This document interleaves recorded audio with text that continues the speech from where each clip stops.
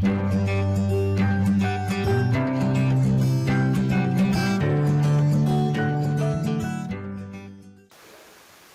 warahmatullahi wabarakatuh. Halo teman-teman, bersama lagi dengan saya Wiji Panuntun. Pada kesempatan kali ini kita akan belajar tentang ekonomi syariah yang merupakan lanjutan dari video sebelumnya. Nah teman-teman, kita akan belajar tentang Islam dan ekonomi. Nah, banyak sekali rutinitas manusia yang dilakukan setiap hari, dari pagi bekerja, pergi mengajar, berbelanja, mencari nafkah, ataupun juga membeli peralatan dan perlengkapan kebutuhan sehari-hari dalam rangka untuk dapat memenuhi segala kebutuhan dan keinginan yang mereka miliki.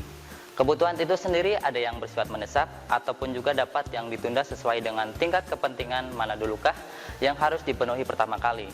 Ada yang bersifat primer atau pokok yang harus dipenuhi untuk dapat melangsungkan hidup, seperti halnya makan dan minum. Kemudian ada yang bersifat sekunder, yaitu kebutuhan yang dapat dipenuhi setelah kebutuhan primer terpenuhi. Serta ada kebutuhan tersier, yaitu kebutuhan yang dapat dikatakan untuk menambah harga diri dengan gengsi seseorang, seperti misalnya perhiasan, jalan-jalan ke luar negeri, maupun membeli barang-barang yang mewah.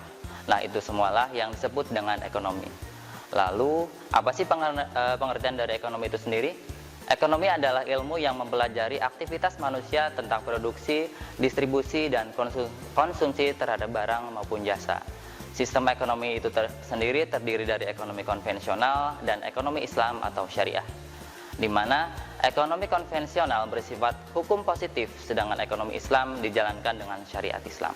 Selanjutnya, ekonomi Islam atau syariah adalah cabang ilmu pengetahuan yang berupaya untuk memandang, menganalisis, dan akhirnya menyelesaikan permasalahan-permasalahan ekonomi dengan cara-cara Islam, yaitu berdasarkan asas ajaran agama Islam, Al-Quran, dan Sunnah Nabi.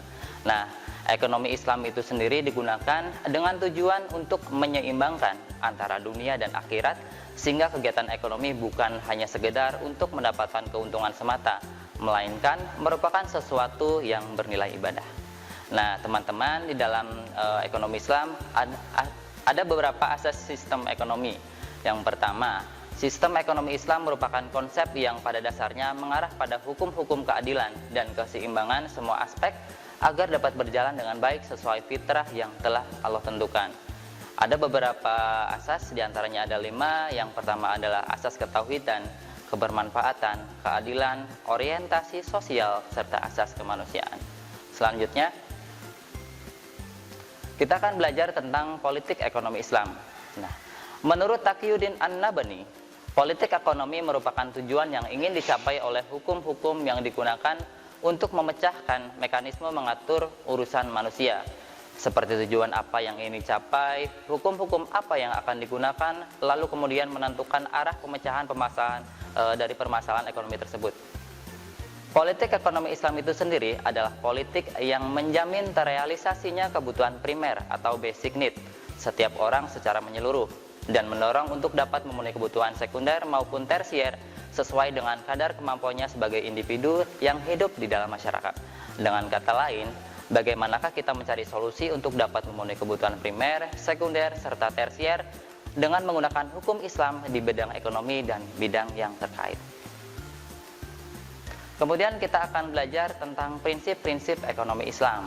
Nah, secara umum, pengertian prinsip ekonomi adalah pedoman untuk melakukan tindakan ekonomi yang di dalamnya terkandung asas dengan pengorbanan tertentu diperoleh hasil yang maksimal. Jadi, prinsip ekonomi adalah dengan pengorbanan sekecil-kecilnya atau dengan pengorbanan tertentu untuk memperoleh hasil semaksimal mungkin. Nah, di dalam kegiatan ekonomi Islam itu sendiri terdapat 3 macam pilar sistem ekonomi.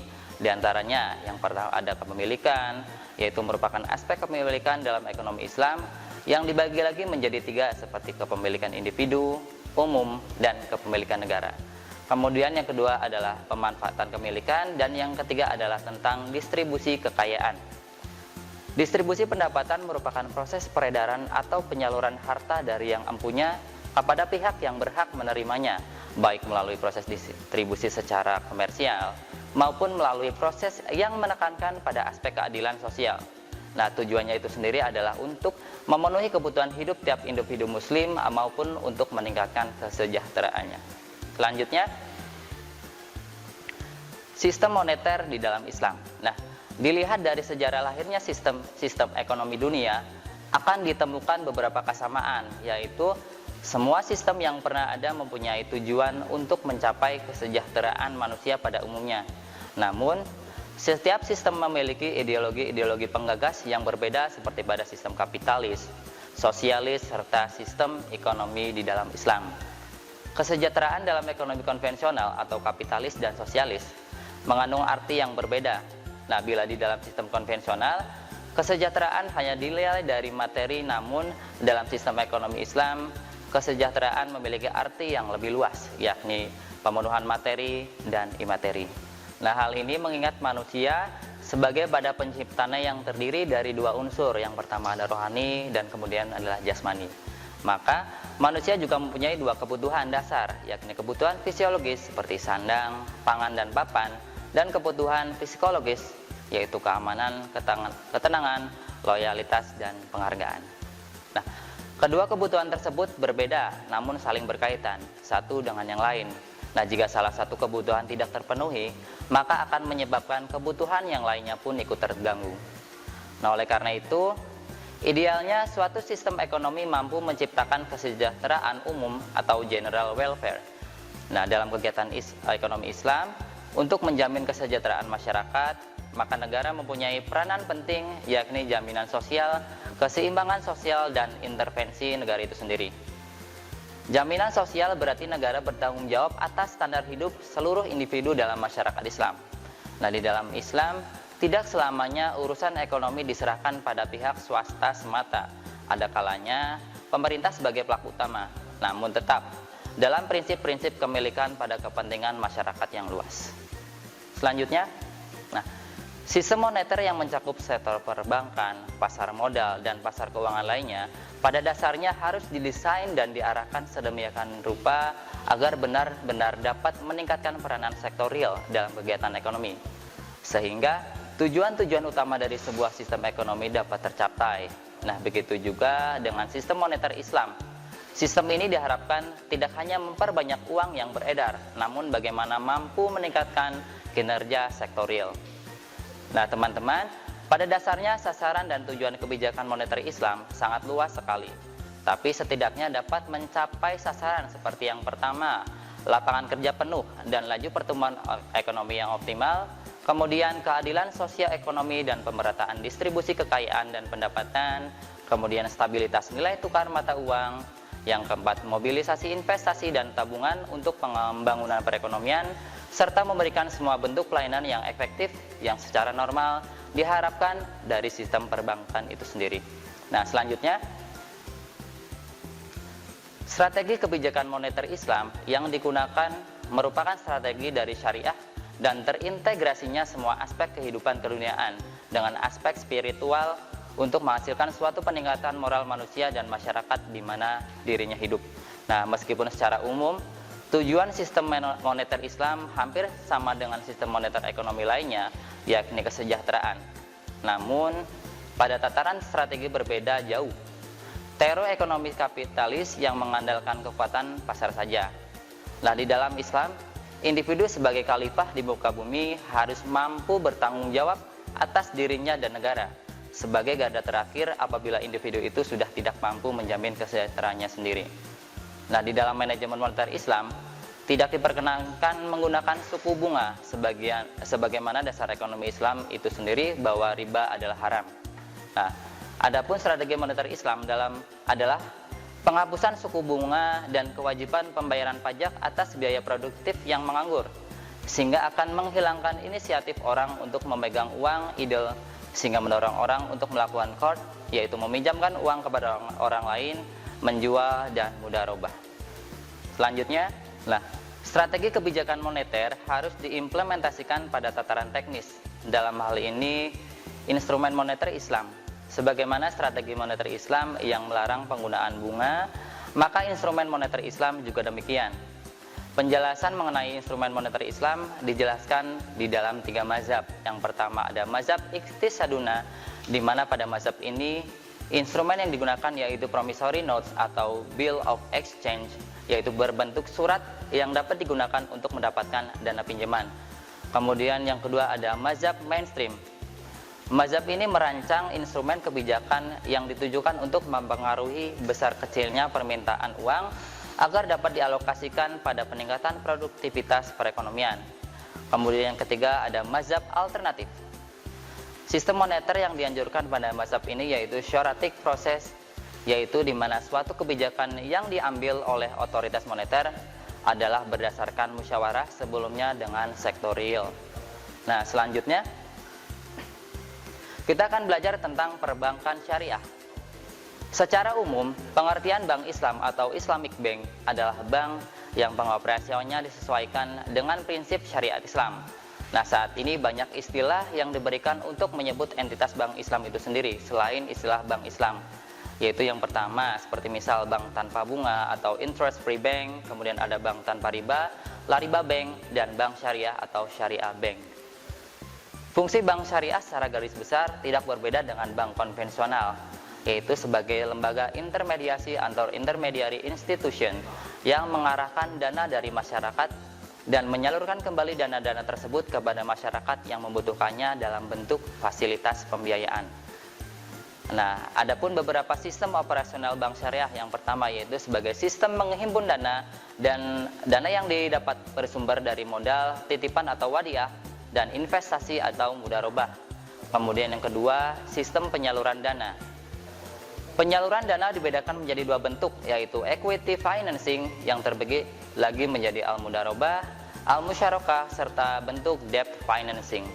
Kemudian selanjutnya ada beberapa jasa layanan yang diberikan oleh bank syariah. Di antaranya yang pertama ada al-wakalah atau deputyship, kemudian ada kafalah atau guarantee, kemudian ada hafalah yaitu transfer service, kemudian jualah, loan, al-qard yaitu benevolent loan, dan serta SAR.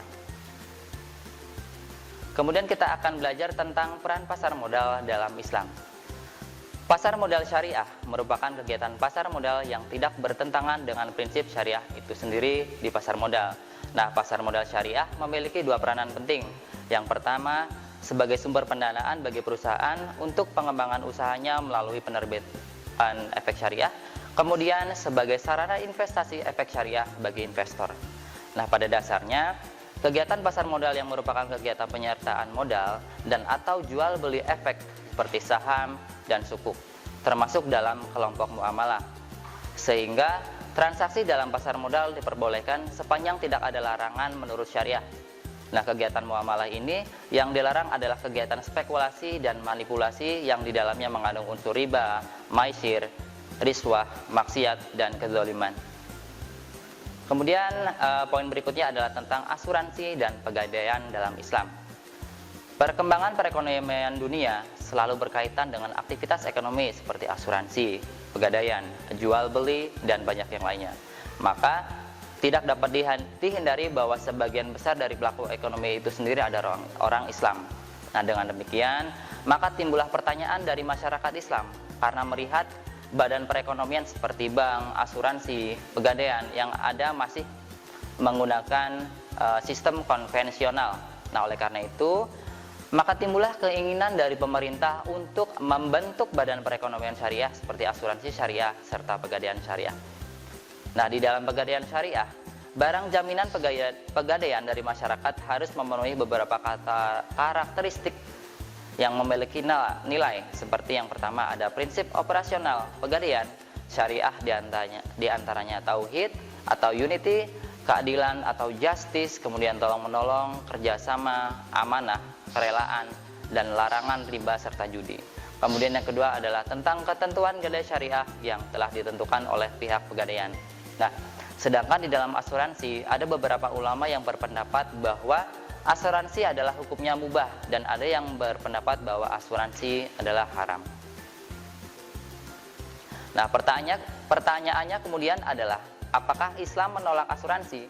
Jawabannya adalah bahwa asuransi termasuk persoalan muamalah yang sama sekali baru dan karena itu hukumnya harus dikembalikan pada kaidah usul fikih yang berbunyi hukum asal dalam perikatan dan muamalah adalah sah sampai dalil yang menyatakan bahwa tindakan itu adalah haram. Nah, Hukum asuransi menurut fikih Islam pada dasarnya adalah mubah atau boleh, kecuali jika terdapat unsur-unsur yang dilarang oleh syariat Islam seperti riba, gharar, spekulasi, dan kecurangan atau ketidakadilan. Kemudian lembaga dan bentuk kerjasama ekonomi. Nah, ada beberapa jenis kerjasama dalam ekonomi Islam, diantaranya yang pertama yaitu syirkah atau dalam ekonomi konvensional sering disebut dengan joint venture.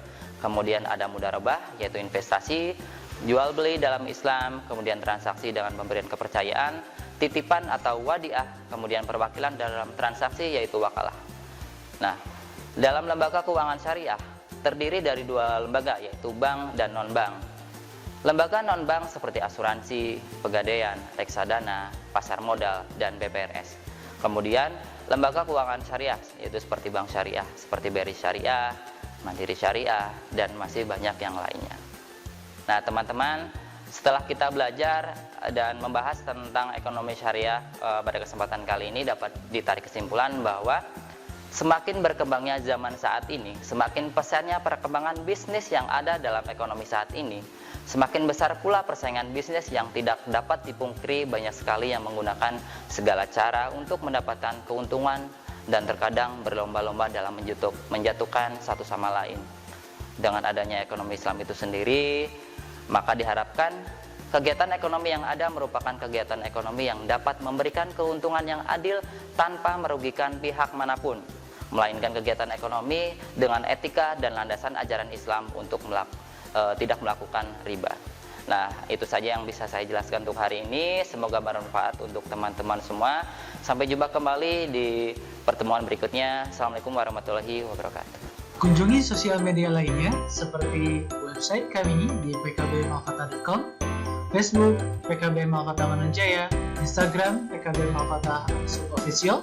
Dan terima kasih telah klik video ini. Jangan lupa like, comment, share, dan subscribe untuk menunjukkan dukungan kamu terhadap channel ini. Enjoy the video PKB Malfata.